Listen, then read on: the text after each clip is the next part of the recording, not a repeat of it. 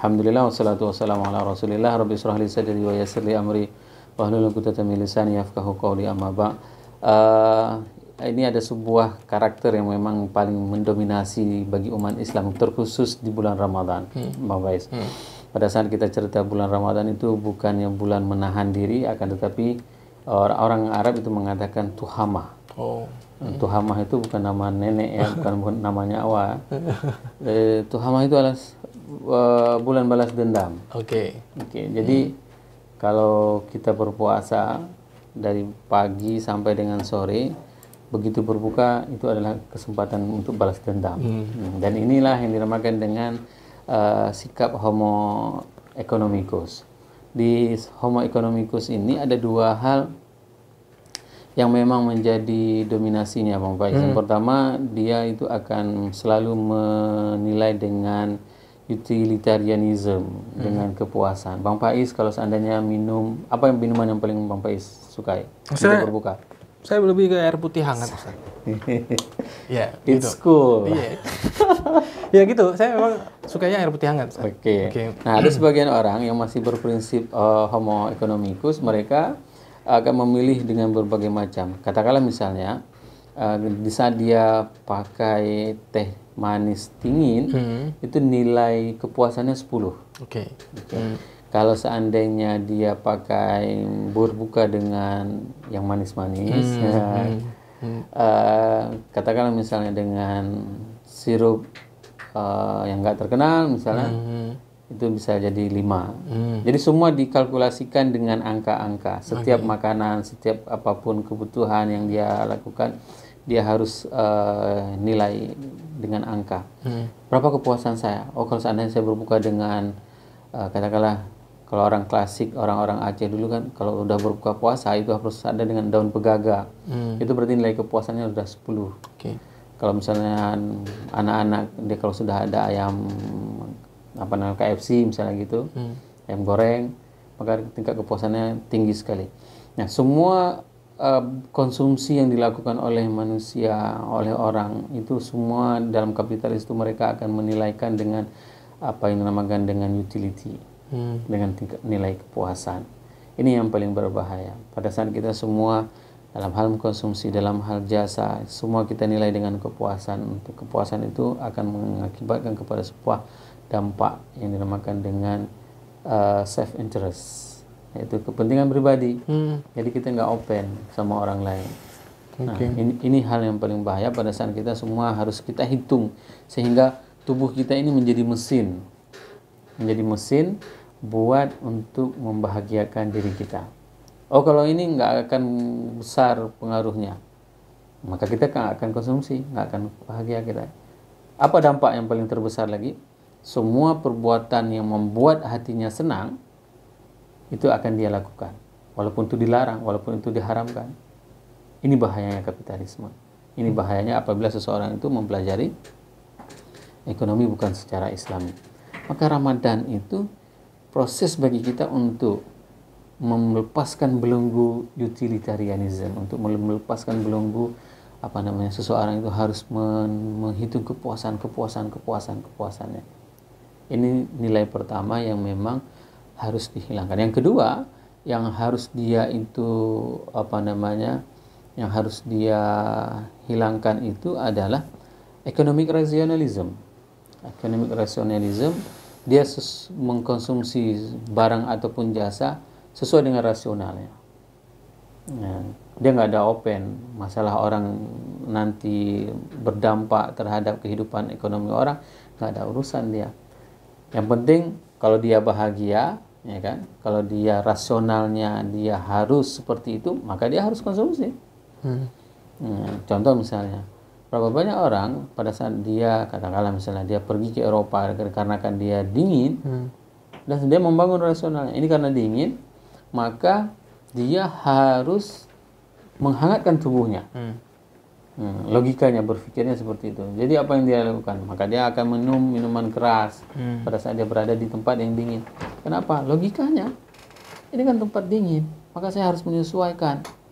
Padahal Allah menciptakan tubuh kita itu bisa mentransformasi tubuh kita itu dimanapun kita berada. Hari ini pada saat kita berada di luar, suhu udara itu sekitar 31-33. Oke. Nah, itu bisa langsung menyesuaikan dia, mentransformasi suhu kita. Sehingga apa? Sehingga kita itu, tubuh itu akan berada sesuai dengan dimanapun kondisi kita. Begitu kita masuk ke dalam ruangan ber-AC misalnya seperti ini, dia akan mencoba untuk netralisir kembali. Sama juga kalau seandainya memang tubuh itu memerlukan kepada kehangatan dari proses dari injection dari luar, maka orang-orang yang berada di kutub itu akan selalu mabuk-mabukan. Ternyata tidak, mereka juga tidak pernah mengkonsumsi alkohol.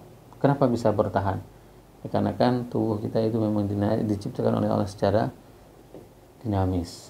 Nah, seseorang yang mengkonsumsi sesuai dengan logikanya, maka itu tidak akan pernah menjadikan prinsip homo economicus. Mereka adalah orang-orang yang masih tergolong di dalam homo economicus, bukan orang-orang homo islamicus. Jadi dua hal yang paling sering dikedepankan oleh orang-orang yang tidak menganut prinsip syariat. Yang pertama adalah rasional, yang kedua adalah kepuasan. Nah, secara rasional dia harus mengkonsumsi, maka dihajarnya. Nah, ada sebagian teman-teman pada saat mereka keluar daerah, ya kan, rasionalnya apa? Kapan lagi kita bermaksiat? Nah, jangan teringat masa lalu, Bang. Astagfirullah. Masa lalu saya cukup indah, Ustaz. Alhamdulillah. Orang-orang yang di jalan yang benar, Ustaz. Mustaqim, siratal mustaqim. Ya, beda sama Dimas mungkin. Tapi nggak apa-apa. Yang paling terbaik bagi kita itu adalah endingnya. Iya, benar, Ustaz. Jadi masa lalu itu biasa. Semua kita juga punya masa lalu. Tapi yang paling penting kan endingnya. Ya, endingnya, Ustaz. Endingnya yang harus benar. Masa lalu udahlah ya. Ya, masa lalu. Kalau mau ulangi lagi boleh, Mas. Masih ada waktu kok. Jangan.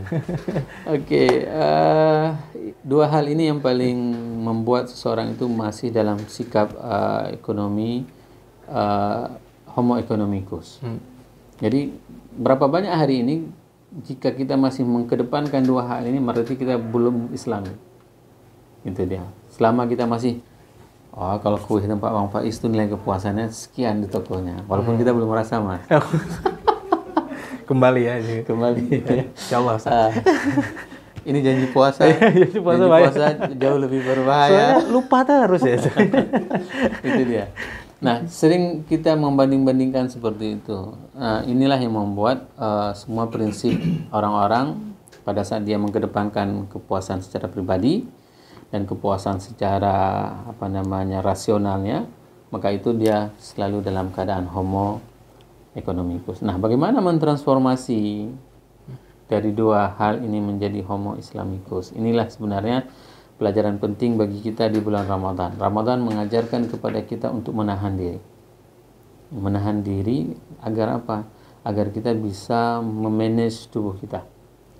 Allah memberikan tubuh dalam keadaan yang sehat kepada kita.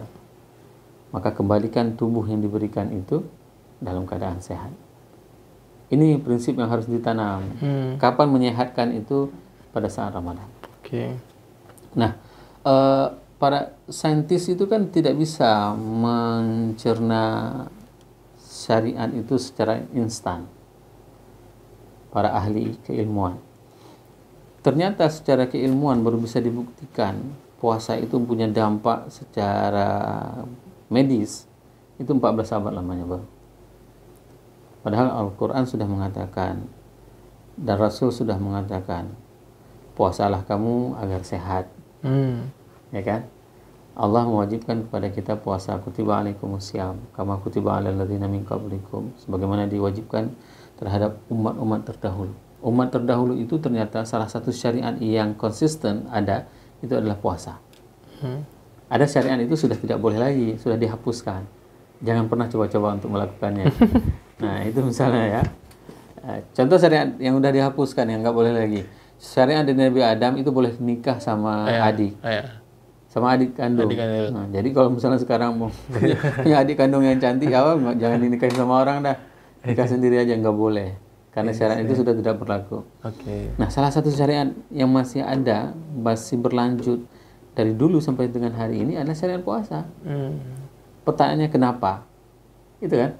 Dikarenakan puasa itu bisa menyehatkan badan. Bisa mengobatkan penyakit yang dialami dalam tatanan kehidupan sosial. Setiap syariat itu diturunkan untuk mengobati penyakit dalam masyarakat. Ya.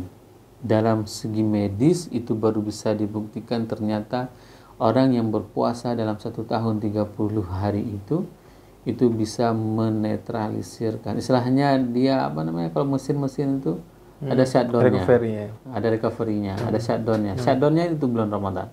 Maka jangan sampai di bulan Ramadan itu dia bekerja lebih keras lagi daripada selain bulan Ramadan. Maka kita harus tahan nafsu kita, amarah kita. Bahkan yang harus ditahan itu terhadap seks. Oke. Agak kaget kan? Agak kaget. Ya. Nggak kaget kali rasa. Ya. Harus ditahan. Kenapa harus ditahan? Dikarenakan di 10 akhir Rasul itu memberikan contoh tidak boleh, Rasul tidak lagi melakukan hubungan seks. 10 akhir. Fokus untuk ibadah. Fokus. Kenapa? Ini sangat penting yang memang harus kita contohi.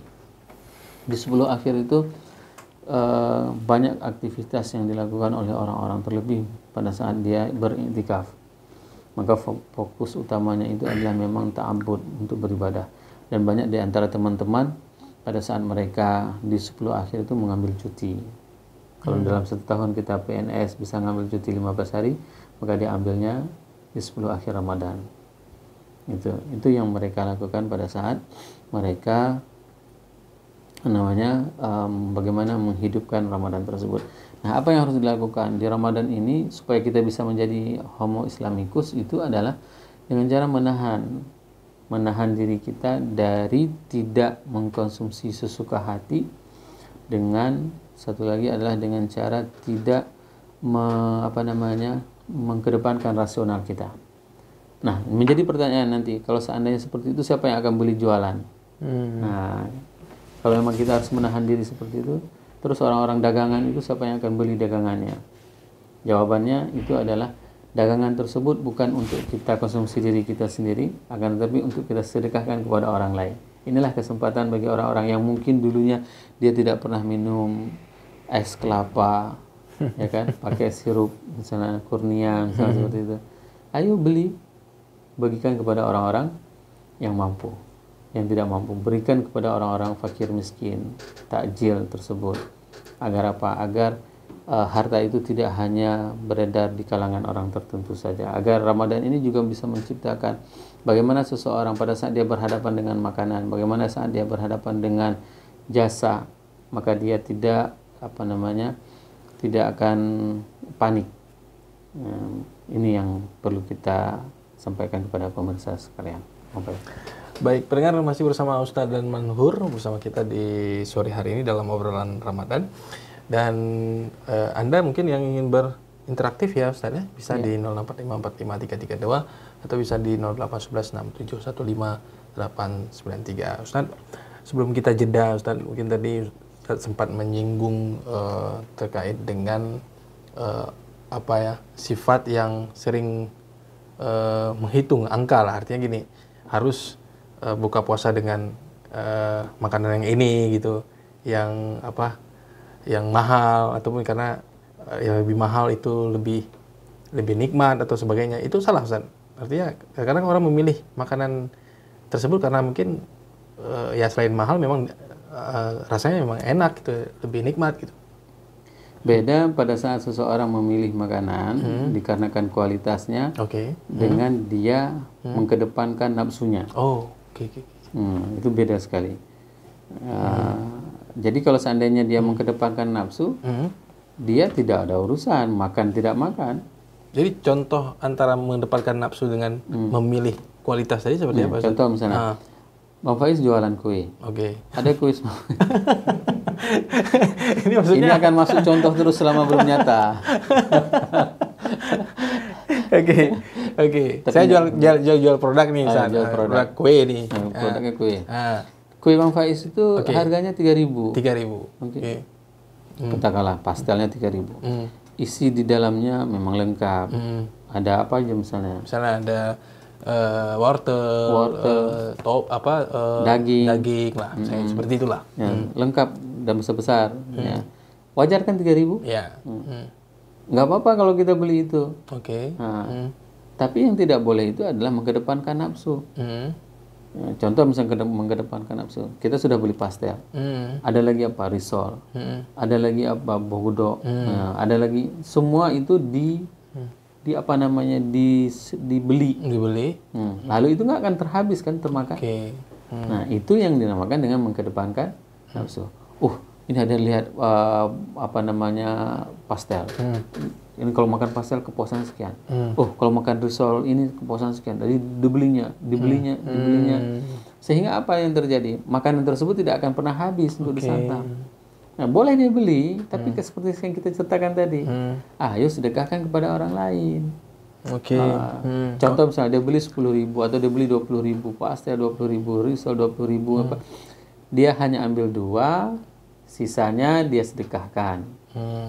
Itu yang dinamakan dengan homo Islamicus. Kalau yang sebelumnya itu homo economicus yang mengedepankan nafsu tadi ya, Ustaz ya.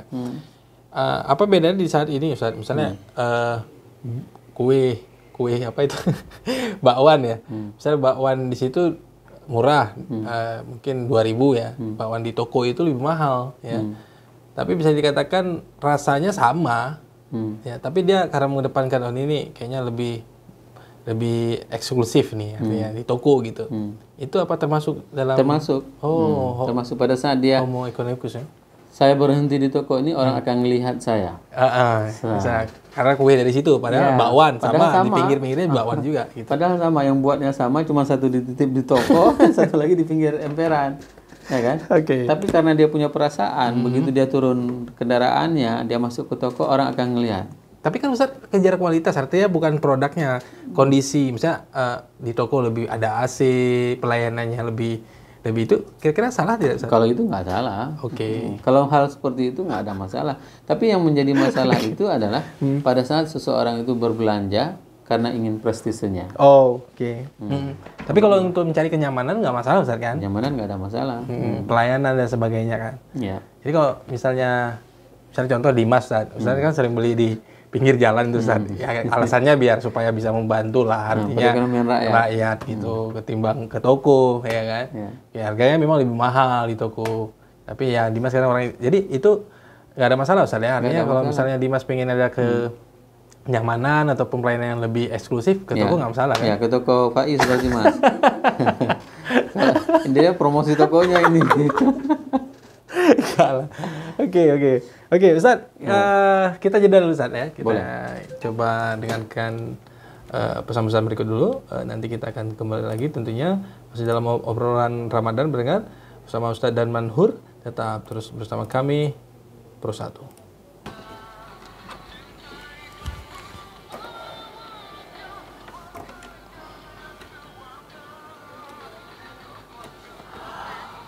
Baik, terima kasih untuk Anda berdengar yang masih terus setia bersama kami masih di obrolan Ramadan, masih bersama Ustadz dan Manhur di sore hari ini pendengar. Kita masih ngobrol dalam bulan Ramadan ini bagaimana kita bisa mengubah habit ya Ustadz ya. Dari tadi homo economicus ya menuju homo islamicus. Ya tadi sudah dibedakan oleh Ustadz ya.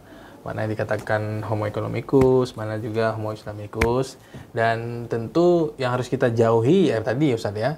Yang homo economicus itu yang memang banyakkan orang lebih lebih mengutamakan nafsunya ya, dalam membeli produk apalagi di bulan Ramadan ini. Tadi juga kita singgung apa bedanya orang mencari kualitas ya dengan kalau mengedepankan nafsu dengan mencari kualitas itu beda Ustaz ya? Beda. Jadi orang yang mengedepankan nafsu, kualitas nggak kualitas dihajarnya. Jadi kalau misalnya, apakah salah kalau seandainya saya mengedepankan kualitas? Enggak. Contoh, ada orang yang memang dia beli sepatu branded. Nah, sepatunya mahal karena kualitasnya bagus. Tapi dia bisa bertahan lama.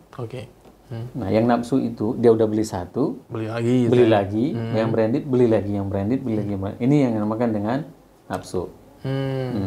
Sehingga dalam bahasa tadi kita perlu merubah habit kita dari nafsul lawamah yang apa namanya yang ganas, puas, menjadi nafsul mutmainnah yang tenang. Nah, kalau memang kita nggak perlu untuk menambah lagi sepatu, untuk apa? Ya cukup satu, selesai, ya kan? Toh kebutuhan kita sudah terpenuhi. Misalnya kita mau jogging, sudah ada sepatunya. Baju jogging. Sudah ada sepatu jogging. Oh, mau main tenis sudah ada sepatu tenis ya. Karena kan beda struktur sepatu tenis sama sepatu jogging. Betul. Gitu. Nah, tapi yang paling bahaya itu pada saat seseorang itu menerapkan prinsip homo economicus, sepatu jogging ada 4.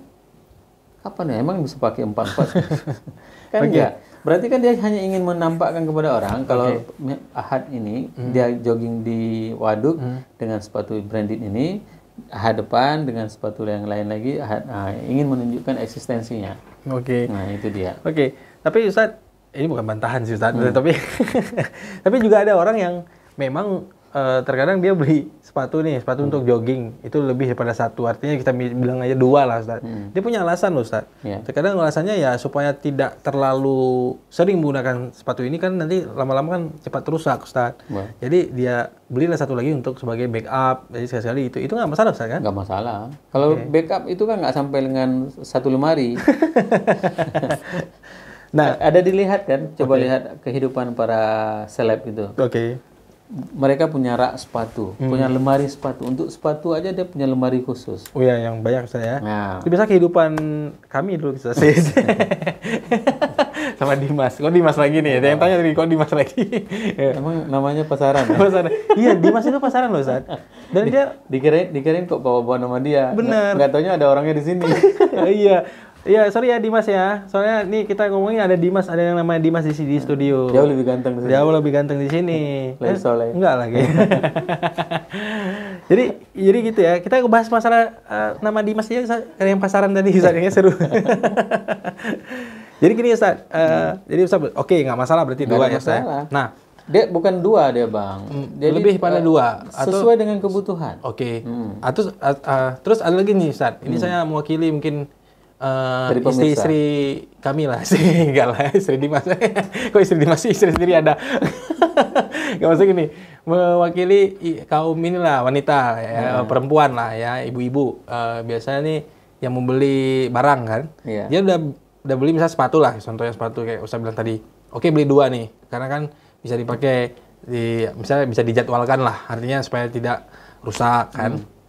Terus ada sepatu yang sama. Sebelumnya dia beli sepatu 1 juta, ya kan? Terus ada sepatu yang sama, tiba-tiba diskon nih saat 50%, jadi 500.000. Itu kan pada dalam apa ya, misalnya dalam ekonomi lah, ini kan bagus nih Ustaz. Artinya yang tadi sepatu yang 1 juta, terus tiba-tiba muncul sepatu yang sama, sudah didiskon, kita beli nih. Nah, berarti kan itu bagus atau enggak? Selama itu masih dalam kategori kebutuhan, itu masih dibenarkan. Kan bisa dipakai di hari Rabu, Ustaz? Ya, nggak ada masalah. Selama itu kebutuhan, itu adalah hal yang diwajarkan. Jadi indikator kita supaya kita bisa masuk dalam kategori homo islamicus itu adalah harus kita bedakan antara want dengan need. Itu yang harus kita bedakan. Kalau seandainya dia ini adalah want, maka itu tidak boleh dalam Islam.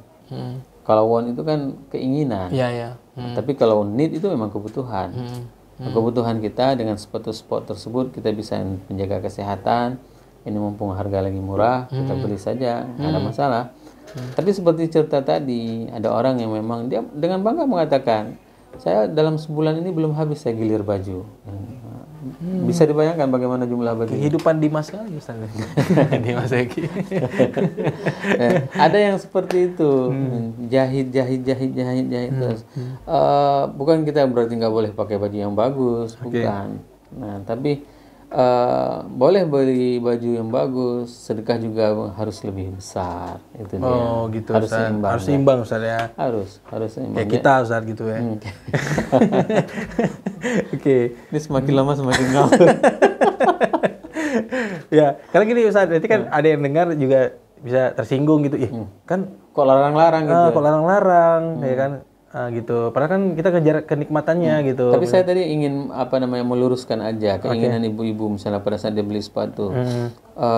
Sebenarnya hal yang terberat itu di ibu-ibu adalah pada saat bukan menyuci di rumah atau masak. Itu nggak berat kerjaannya. Tapi yang paling berat itu pada saat mereka itu pergi ke undangan. Itu berat ya saya. Gengsinya berat. Bukan gengsi aja. Kalau seandainya tas itu ditentengnya seperti ini misalnya kan, itu kan nggak berat. Tapi kan harus dimasukkan kemari. Iya. Jadi cari yang. Jadi dia harus gantung di sini tasnya. Setelah itu tangannya harus dilentikkan. Itu yang membuat berat. Terlebih tumitnya, kebutuhan tumit kita itu kan harus simetris dengan bumi, harus diinjak. Tapi dia harus menggunakan katakanlah sepatu yang memang tidak simetris lagi di atas permukaan bumi seperti itu. Tapi itu kan sebuah keindahan, Ustaz. Ya, indah yang membuat sengsara dirinya. Tapi kan kalau misalnya itu kan sebuah keindahan lah kita bilang, tapi sengsara gitu ya. Tapi kalau dia nyaman-nyaman aja, Ustaz? Enggak, coba tanyakan. Paling lelah dia, pulang dari pesta undangan itu paling lelah dia. Jadi ini membuktikan bahwa saya kondangan saat ini menyesatkan gitu. Banyak mudaratnya, Ustaz. Bagi yang membuat seperti itu maka akan mudarat bagi dia. Tapi bagi yang hanya sebagaimana yang homo islamikus, maka dia tidak akan pernah menjadi beban. Contoh misalnya pas saat dia ke undangan, kalau casing HP-nya warna biru, bajunya biru, ya kan, tasnya biru, matanya biru. Apa nggak terkejut kita ngelihatnya? Karena hidungnya pesek. Tapi kan itu sebuah keseragaman, Ustaz. Ya, makanya itulah hal-hal yang memang kita yang paling aneh dalam tatanan kehidupan. Pada saat kita keluar dari homo islamikus, ya kan, maka itu akan menjadi sesuatu yang menjadi tanda tanya bagi kita. Kok bisa ya ada orang seperti ini ya? Nah, seperti itu. Nah, tapi kalau seandainya kita on the track lah, secara kehidupan syar'i biasa-biasa aja, maka akan ada beban yang lebihan. Nah, itu sebenarnya pada saat sebenarnya ibu-ibu suka ikut pengajian. Iya. Kenapa? Kenapa, Ustaz? Oh, karena biar bisa lebih banyak bajunya. Nah, itu lagi, Ustaz. Kan baju kalau ikut pengajian A bajunya seragamnya ini, pengajian B seragamnya ini. Nah, itu lebih beban lagi, Ustaz. Beban suami ya. Beban suami. Tapi itu kan ikut pengajian bagus, Ustaz. Bagus ya. Bagus ikut pengajian, dia mendapatkan ilmu pengetahuan, dan yang paling terpenting lagi jangan bergaya. Oh, gitu Ustaz ya. Pas ikut pengajiannya 30 menit, mengumpatnya lebih dari 30 menit. Ini hal-hal yang memang harus dihindari. Itu pengalaman saya. Sering ngajar. Hanya ingin menasihati ini. Dan pengajian itu tidak terjadi di ibu-ibu di Aceh. Oke. Selamat, Ustaz ya. Ya, insya Allah di Aceh semuanya pengajiannya baik-baik. Ini streaming loh, Ustaz. Seluruh Indonesia loh. Seluruh Indonesia ya. Mohon maaf, Gus. Oke, menarik ya. Artinya tadi sudah diberikan ilmu oleh Ustaz Manhur. Ya, bagaimana perbedaan tadi ya. Ataupun bagaimana kita harus mengubah habit tadi secara tidak sadar, Ustaz ya. Kita sudah di jalan itu, di jalan mengedepankan nafsu, Ustaz, maksudnya, ya kan. Dan ini benar-benar jadi introspeksi bagi kita juga yang saat ini mungkin mengedepankan nafsu paling kecil dalam mencari bukaan lah, Ustaz ya. Begitu ya. Belum lagi hal-hal lain yang memang jauh dari homo islamikus tadi. Betul sekali. Oke, Ustaz, masih ada waktu kita 2 menit ke depan. Mungkin kita main game aja yuk, Ustaz. Enggak. Ada yang ingin disampaikan, Ustaz? Di sini sebenarnya kita perlu meredam nafsu tadi. Kenapa? Dengan nafsul mutmainnah ini. Nafsu yang tenang ini. Karena nafsu yang tenang inilah yang akan dipanggil oleh Allah. Ya ayyatuhan nafsul mutmainnah, ya kan, wahai jiwa yang tenang, irji'i ila rabbiki. Bukan jiwa yang senang, saya. Yang tenang. Yang tenang. Beda tenang sama beda. Mutmainnah itu yang tenang. Maka pada saat kita bisa mengontrol nafsu kita, ngelihat, wah ada diskon nih. Barusan gue beli nggak ya? Kita kan tenang, nggak panik. Ngelihat diskon nggak panik. Nggak panik. Sebenarnya kita panik pas ngelihat diskon Ramadan. Ramadan ini diskon besar-besaran nih. Iya. Dikasih ampun dosa, dikasih banyak bebaskan dari api neraka. Benar. Nah, ini kan diskon besar-besaran. Seharusnya kita di sini berburunya, huntingnya di sini. Ya, Berburu fadilahnya saya. berburu fadilahnya. Ini yang harus kita kejar benar-benar. Kalau ini kita kejar benar-benar, maka kita akan mendapatkan panggilan nanti dari Allah. Ini merupakan sebuah keindahan yang sangat luar biasa, Bang Faiz. Pada saat kita meredam nafsu kita sanggup untuk membelinya, ya, mengkonsumsinya, menikmatinya, tapi kita redam. Kita sisihkan kelebihan kita itu untuk kita sedekahkan. Maka kita niatnya, ya Tuhan nafsul mutmainnah. Nanti Allah akan memanggil jiwaku dengan jiwa yang tenang dan akan dikumpulkan bersamanya. Ini target kita di ujung. Pada saat kita, kenapa kita harus meredam nafsu kita? Agar kita dipanggil oleh Allah nanti, disuruh kumpul sama Allah semuanya. Nanti ada juga yang disuruh kumpul, tapi kumpulnya di neraka. Nauzubillah, jangan sampai seperti itu. Nauzubillah, Ustaz ya. Ya. Kita kumpul insya Allah di surga semua ya. Insya Allah. Kecuali di Mas ya. Oke. Baik pendengar, Anda yang sedang menyimak siaran kami, saya masih bersama Ustadz Dan Manhur Abbas ya. Kita masih ngobrol terkait dengan Ramadan mengubah habit dari Homo economicus ya menuju Homo Islamicus ya. Dan Ustadz, mungkin terakhir closing statement apa yang ingin disampaikan Ustadz? Dengan kita merubah habit dari Homo economicus akan menjadikan kita manusia yang lebih manusiawi. Terlebih di bulan Ramadan ini, bulan yang menjadikan bagi kita untuk mendidik nafsu dan jiwa kita untuk menjadi nafsu dan jiwa yang tenang, sehingga nanti kita akan dipanggil oleh Allah untuk berkumpul bersama para aulia, syuhada dan orang-orang yang saleh. Subhanakallahumma bihamdik, asyhadu an la ilaha illa anta astaghfiruka wa atubu ilaik. Wassalamualaikum warahmatullahi wabarakatuh. Waalaikumsalam.